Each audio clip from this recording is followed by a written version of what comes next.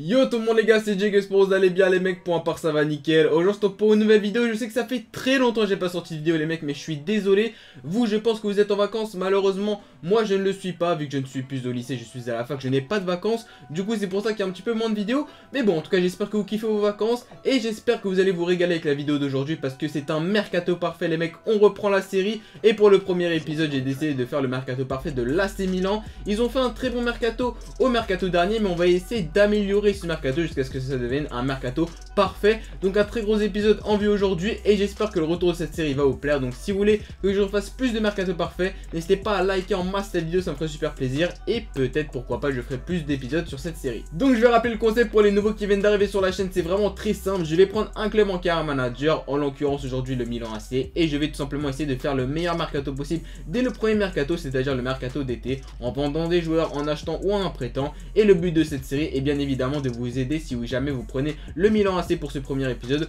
ou les autres clubs que je vais présenter dans les prochains épisodes. Juste avant de commencer, je vais vous expliquer pourquoi j'ai pris le Milan AC pour ce premier épisode du mercato parfait. Alors le Milan AC est un club énormément actif durant le dernier mercato, ils ont acheté pas mal de joueurs, ils ont aussi reçu pas mal de joueurs de prêt, mais pour moi ils n'ont pas réalisé le mercato parfait tout simplement parce qu'il leur manque certains joueurs intéressants pour avoir un effectif très complet pour réaliser une bonne saison. Donc c'est ce qu'on va essayer de faire pour ce premier épisode, et surtout vu que le Milan AC a fait un bon mercato, vous êtes nombreux à vouloir le prendre en carrière manager, et j'espère vraiment que ce premier épisode vous aidera dans votre premier mercato pour réaliser une très bonne carrière avec le Milan AC. C'est maintenant parti pour le premier épisode du mercato parfait de l'AC Milan. Donc dans un premier temps je vais vous montrer l'historique des transferts pour montrer un petit peu les joueurs que j'ai achetés, que j'ai vendus, que j'ai prêtés, et ensuite je vous montrerai les deux équipes que j'ai concoctées pour vraiment faire une très belle saison avec l'AC Milan en carrière manager, et pourquoi pas plus hein, si vous voulez continuer cette carrière, c'est comme ça vous tente.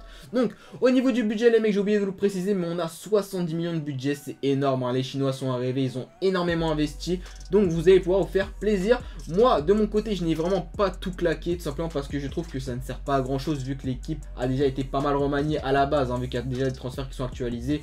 Bonucci est déjà là, André Silva est déjà là, Ricardo Rodriguez aussi, Kessié aussi, Çalhanoğlu aussi. Donc je trouvais que ça servait pas à grand chose d'acheter de nouveaux joueurs en plus, parce que voilà, sinon c'était pas trop réaliste on va dire. Moi j'ai fait quelques petits transferts de complément, parce que quand vous commencez la carrière manager avec Milan c'est en 3-5-2, et c'est vrai que c'est vraiment des joueurs adaptés pour le 3-5-2. Moi je préfère jouer en 4-3-3 ou en 4-1-2-1-2 avec deux buteurs. Donc j'ai plus acheté des joueurs qui convenaient à mon dispositif, et pas vraiment dépenser de l'argent pour rien. Donc voilà, vous allez voir que j'ai acheté quand même pas mal de petites pépites, et vous allez voir que franchement ça donne quand même une grosse équipe au final. Donc on commence tout de suite, on va aller tout en bas. Et le premier joueur que j'ai acheté c'est tout simplement Janko, le joueur de l'Udinese qui est arrivé au Milan AC pour 14 millions. Donc c'est quand même pas trop cher je trouve, surtout qu'il a un bon potentiel, il a 21 ans, 76 de général et un très bon potentiel. Donc voilà, c'est un milieu central, c'est vrai qu'au niveau du milieu au Milan AC c'est pas forcément fou, il y a encore des joueurs comme Montolivo etc. Donc forcément j'ai voulu renouveler l'effectif, c'est comme ça qu'on dit. Ensuite le prochain joueur que j'ai acheté c'est tout simplement Justin Kluivert hein, voilà, comme son père il va aller au Milan AC. J'ai pris Kluivert tout simplement parce que c'est vrai qu'au niveau des ailiers au Milan AC c'est pas forcément fou. Il y a Suso qui peut jouer ailier droit, il y a Çalhanoğlu qui peut jouer milieu gauche, mais moi je préfère jouer soit dans l'axe hein, parce qu'il est pas très rapide.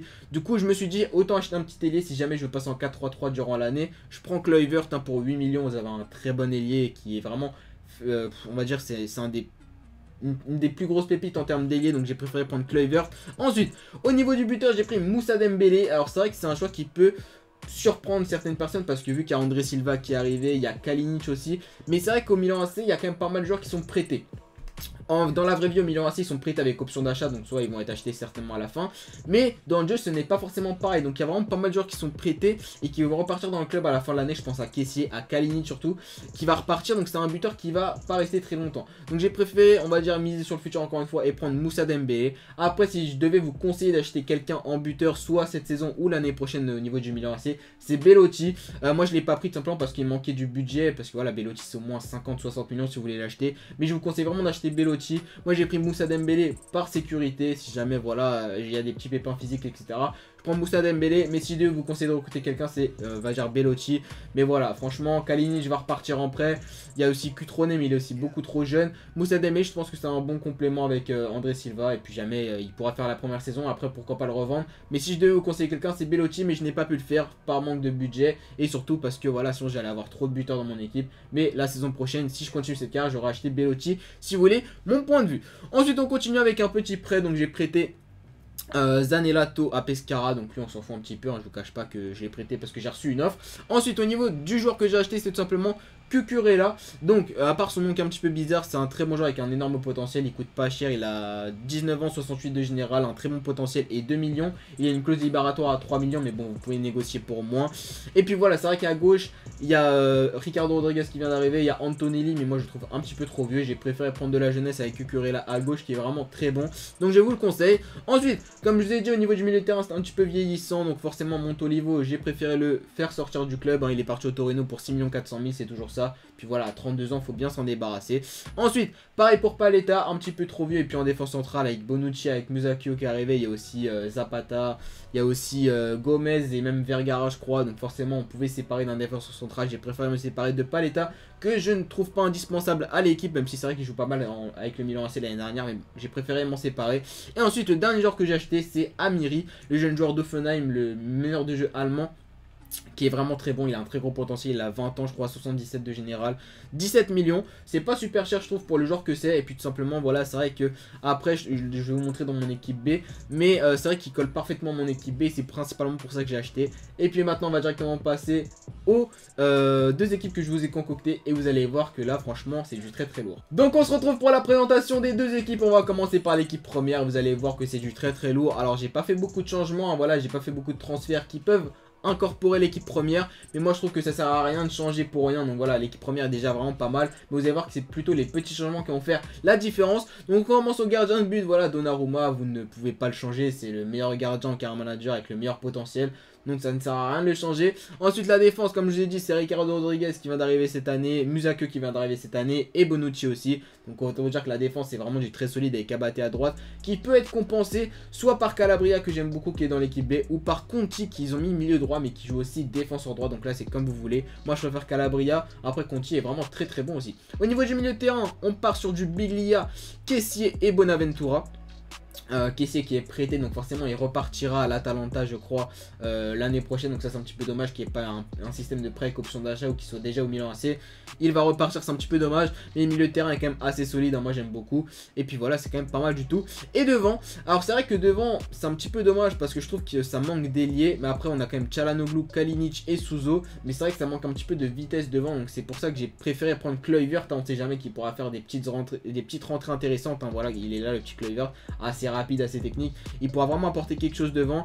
Et puis voilà, après sinon on a quand même André Silva sur le banc et d'autres joueurs, mais on va dire au niveau de l'équipe 1 ça n'a pas énormément changé, mais vous allez voir qu'au niveau de l'équipe 2 ça a quand même pas mal bougé, et je pense que c'est là que ça peut faire la différence sur une bonne saison, parce que c'est vrai que des fois quand vous avez une très bonne équipe 1 et une équipe 2 qui voilà qui tire un peu la gueule, elle n'est pas forcément au niveau, c'est vrai que c'est des fois là où ça pêche, parce que vous pouvez pas tout le temps faire tourner, après vos joueurs sont fatigués, se blessent aussi. Mais là je pense que franchement au niveau de l'équipe 2 on a un très très bel effectif. Donc au niveau du gardien de but on a Gabriel, donc lui j'ai pas forcément voulu le changer parce que voilà il a que 75 de général, pour une équipe B c'est quand même assez intéressant, il a des bonnes stats, il a que 24 ans donc il peut progresser aussi, donc je vous conseille de laisser Gabriel. Ensuite au niveau de la défense, on va dire que ça a pas mal changé aussi. J'ai fait tout simplement rentrer Cucurella qui est à gauche. Il y a aussi bien sûr Antonelli qui est là, mais moi je préfère jouer avec Cucurella qui est quand même, on va dire, plus talentueux, plus jeune, qui pourra bien vite progresser. La défense centrale c'est Romagnoli que vous pouvez faire jouer aussi en équipe 1 hein. Mais bon après moi je le fais jouer en équipe B parce qu'il y a Bonucci et Musacchio qui sont devant lui, mais c'est un très bon joueur. Il y a Gomez aussi et Calabria à droite qui est vraiment très intéressant ce joueur là, je l'avais découvert l'année dernière et il a vraiment un très gros potentiel sur le 18. Au niveau du milieu de terrain c'est là que ça a pas mal bougé, et c'est là que franchement on va dire que Montolivo, etc. c'était vraiment pas suffisant. Donc il y a toujours Locatelli qui est là, qui a un très bon potentiel.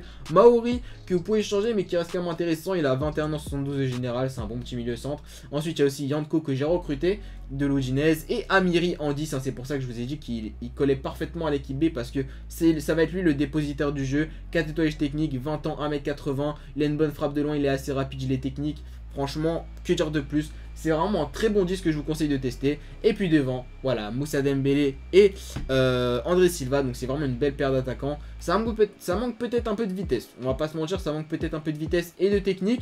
Mais après, voilà, ça dépend de votre style de jeu. Vous pouvez toujours faire rentrer un petit joueur comme Kluivert qui peut jouer en second attaquant. Mais c'est vraiment très intéressant. Donc je trouve que l'équipe B a quand même pas mal changé, et c'est ce qui va faire la différence pour votre première saison. Donc voilà, pour au niveau des joueurs que je ne fais pas jouer, Borini, voilà, lui aussi est prêté par Sunderland, hein, lui aussi va repartir dans son club. Donc c'est vrai que moi j'ai un petit peu du mal à faire jouer des joueurs qui sont prêtés, tout simplement parce que voilà, vous les augmentez un petit peu pour rien, j'ai envie de dire, après ils repartent dans leur club de base. Donc c'est pour ça que je préfère faire jouer des joueurs que j'ai achetés que des joueurs prêtés qui repartiront l'année prochaine. Et puis Borini, voilà, il est assez vieux, 26 ans, 76 de général. Il est pas non plus très intéressant, donc moi je préfère le laisser sur le banc. Après au niveau des autres joueurs, Zapata qui peut toujours dépanner en défense centrale, Storari c'est le 3ème gardien, Conti que vous pouvez faire jouer défenseur droit aussi. Et sinon au niveau des autres joueurs, bah il y a le frère de Donnarumma, mais bon lui c'est le 3 voire 4ème gardien, donc bon on s'en fout un petit peu. Et puis après c'est vraiment des jeunes joueurs que j'ai essayé de prêter mais qui n'ont pas reçu d'offre, donc c'est un petit peu dommage. Mais sinon, Cutrone qui fait aussi un très bon début de saison, c'est vrai que j'aurais pu le laisser à la place de Moussa Dembélé, mais je le trouve encore un petit peu jeune. C'est vrai que moi j'aurais bien aimé le prêter cette saison mais je n'ai pas reçu d'offre. Mais en tout cas voilà, Cutrone si vous voulez le faire jouer, il est vraiment pas mal du tout. En tout cas les mecs, voilà c'était la fin de ce mercato parfait de l'AC Milan. J'espère qu'il vous aura plu. Dites-moi vous les transferts que vous aurez fait, hein. Moi je vous ai dit franchement si j'aurais pu j'aurais acheté Belotti à la place de Moussa Dembélé, mais il me manque un petit peu de budget. Je vous montrer le budget qui me restait, voilà c'était vraiment pas du tout assez, hein. Donc j'ai combien de budget là? J'ai environ 30 millions et pour acheter Belotti c'est 50 voire 60 voire 70. Donc c'était un petit peu impossible. Mais voilà, si jamais j'aurais pu, bah je l'aurais recruté. En tout cas les mecs, j'espère que cet épisode du mercato parfait avec l'AC Milan vous aura plu. Si c'est le cas, n'hésitez pas à liker en masse, ça me ferait plaisir, à partager, à vous abonner, surtout c'est très important. Et puis voilà, dites-moi des propositions d'autres clubs dans les commentaires pour que je regarde un petit peu et que je m'aiguille vers le prochain choix du club, hein, tout simplement ça pourrait être très intéressant. Et puis j'espère que cet épisode vous aura plu parce que vous avez été très nombreux à me dire de refaire des mercato parfaits, et ben c'est le cas. On se retrouve demain normalement pour une vidéo, ça va être le prochain épisode de la Car Manager avec Liverpool, j'espère que vous avez kiffé. Et puis moi je vous laisse, je vous dis une bonne journée ou une bonne soirée, ça dépend de vous regarder quand la vidéo, mais en tout cas je vous kiffe les mecs, à très bientôt. Petite info, je serai normalement à la Paris Games Week aussi, donc j'y serai certainement le week-end, donc soit samedi soit dimanche, mais dites-moi si vous y allez aussi, on pourra se voir, ça serait assez sympa. Donc voilà, petite info faite, on se retrouve dès maintenant pour de nouvelles vidéos, c'était Jake, prenez soin de vous, je vous kiffe la famille, ciao. Let me see you put 'em up, reach the sky, touch the stars up above, cause it's one time for the underdog, one time for the underdog. You got the world on your team, even if that ain't what it seems.